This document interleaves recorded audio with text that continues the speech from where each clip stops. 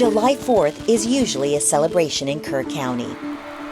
A night of concerts, families gathering, and memories along the river. But this year, the celebration turned into catastrophe. A flood unlike anything this community had ever seen came in the dark of the night. You're woken up in the middle of the night by your phone going off. Severe flooding, moved to higher ground, but at that point, the water was already up to the patio, so there was nowhere to go. People woke up in the middle of the night with 6 inches of water, not knowing, and then getting up, and by the time they went and grabbed their keys, they were waist deep in water, and they couldn't get out. Water 30, 35 foot came not rising, but like a tsunami, and people's houses were flooded, businesses were flooded, and when I say flooded, I'm talking to the ceiling, into the attic.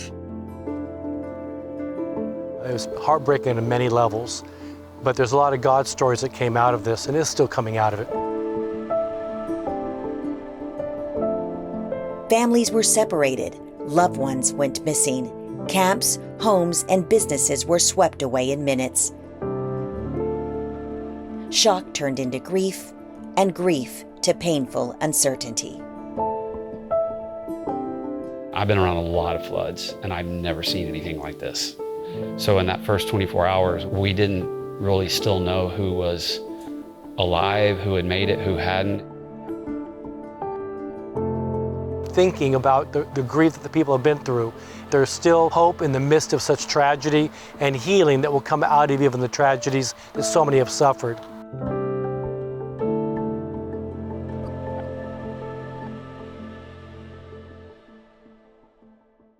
Hey, this is Mark Roy with Somebody Cares America, and we are down in Hunt, Texas. And as you can see from the debris, they got probably about 6 foot of water in every one of these homes.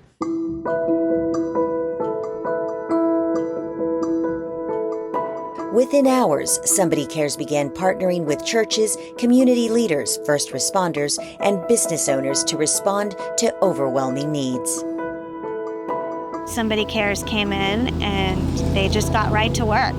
And it really did change my thought process about what nonprofits look like and how they operate. The pictures that you see on social media just really don't capture the level of devastation that took place from the flood. So Somebody Cares began to make some connections and see where we might be able to come alongside what's happening here in the relief effort. We don't want people to feel like when the media's left, that everybody else has left. So we're still here.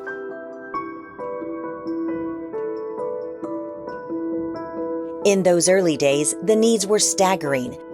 Muckouts, shelter for volunteers, care for families, emotional support, and immediate rebuilding assistance. When local churches couldn't house relief workers, Somebody Cares helped secure shower trailers, an answer to prayer for many. We had showers arrive at 46 hours of the 48-hour prayer, and I just love the God wink. We started the rebuild process about the 3rd week of July. All the insulation for those homes and other supplies, electrical supplies. Somebody Cares is walking alongside of us. So it really is the net that works. Churches, ministries, and organizations, partners, and volunteers are working together to bring an element of healing and hope in the midst of such grief and trauma and difficulty.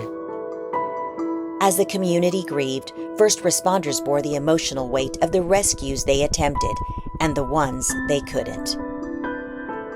Somebody Cares provided hundreds of first responder devotionals and hundreds of comfort bears for children experiencing trauma.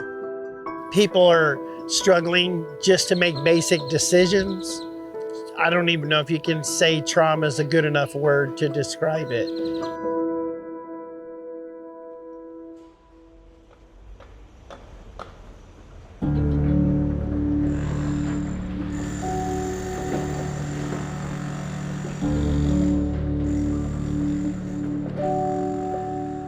Recovery is not only physical, it's emotional, it's spiritual.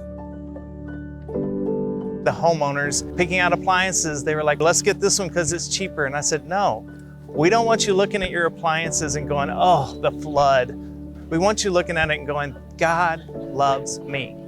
And I said that to one of them, and she just burst into tears. It wasn't just this shotgun approach. It was really honing in on people, sort of meeting the needs of the one. These people lost everything. I mean, everything, every towel, every sheet, most of their clothes, and being able to do a lot of things that really help give some facsimile of stepping toward normalcy, at least. These residents really feel loved, and they feel the love of God.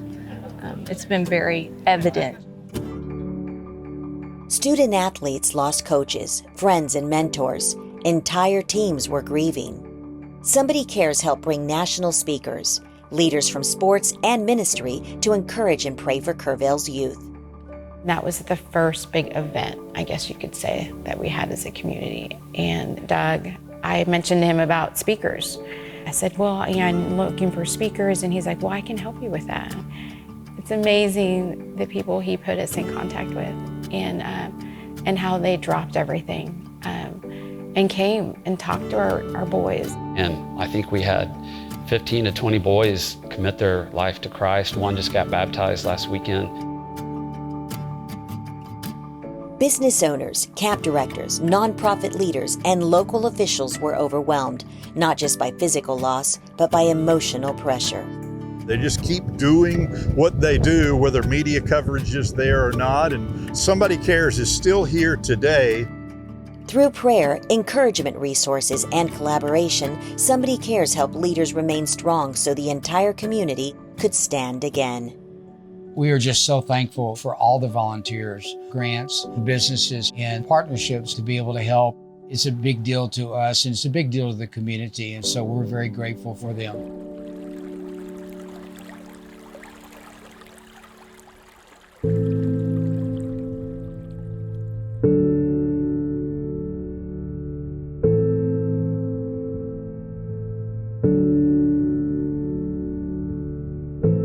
In the midst of loss, signs of hope began to rise. Stories of compassion, restored dignity, and renewed faith echoed across Kerr County. It gave me hope for the church again. It goes back to the basics, where God says, for us to love each other. In a season of loss, there's still reasons to give thanks because God doesn't waste anything.